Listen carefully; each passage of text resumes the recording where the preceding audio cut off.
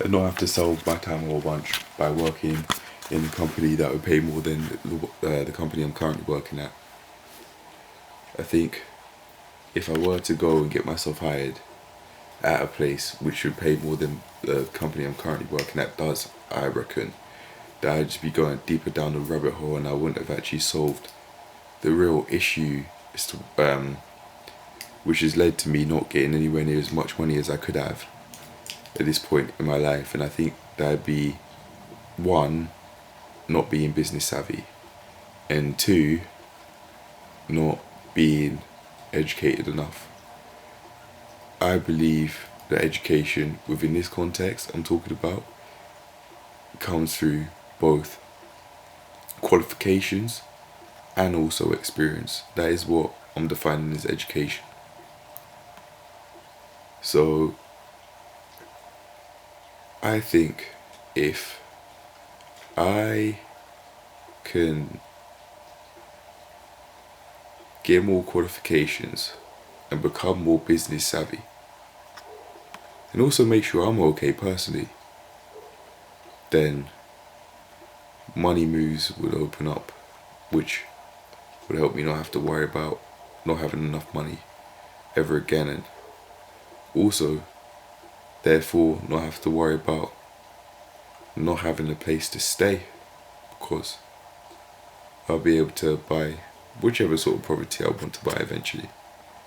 And from there, although eventually when I be dead and gone, it'd be taken back by the banks. I think that's how it works. I'm not educated on that sort of stuff all that much.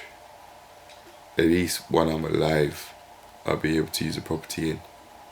I know for certain that it legally can't be taken away from me while I'm alive because it's mine. Or maybe there are legal loopholes that I don't know about. But I'd like to imagine if you've bought a property or properties and they're in your name, that then means that they're yours.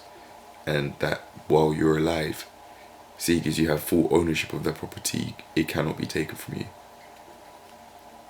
Or maybe you could go bankrupt and then it all goes to shit. I don't know. But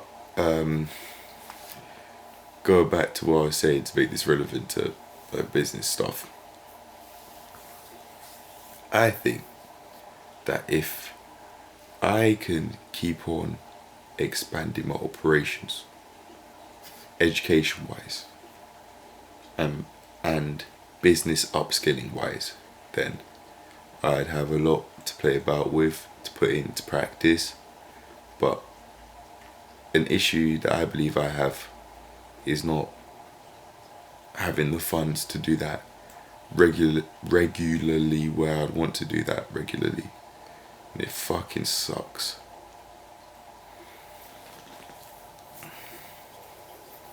I don't want to have to put in so much effort, so much struggling. My teeth are rotting because I haven't had my dentist appointment in a while, so I feel more irritated like I used to.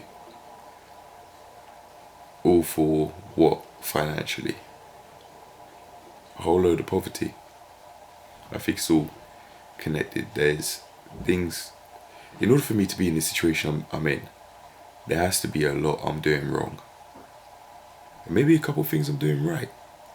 Like getting more qualifications, which I hope pulls me through this shit.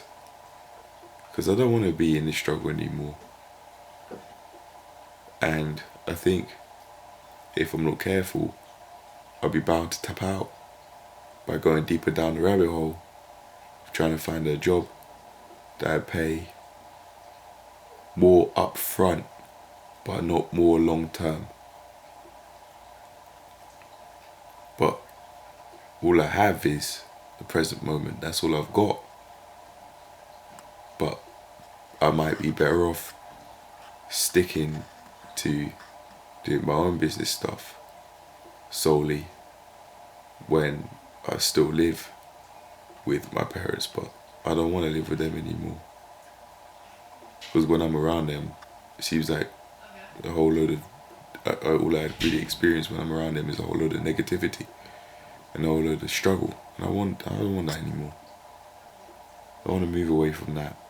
I think being around them genuinely could be a part of this big issue of lack of money and just a lack of life. I feel so tight. Sometimes the dark thoughts would come, or so people would call it, dark thoughts. I just feel so irritated and that. Not even necessarily at them, but just due to not taking care of myself, just being a mess, just at life, financially, and even to a basic level with what I eat and how much I drink, my screen use and all that stuff. Yeah. But I think by getting this course done, it's gonna be hope, because I'm learning how to plan and follow through with longer term plans, because it's a 16-week plan I'm doing, and going out my way to follow week by week. But I've fallen off a little bit with that, and if I'm not careful, I'll just be making it unnecessarily difficult to follow week by week. If I could take more care of myself though, I don't think it'd be as much of a problem.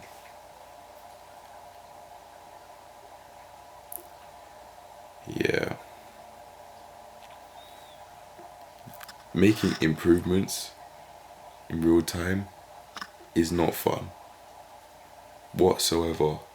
And although it might seem like in this stage of my life sometimes, especially when I wouldn't post and when I wouldn't do the things I'd claim I'd want to do, maybe at times it seemed like I'm getting worse, but I might actually be getting better.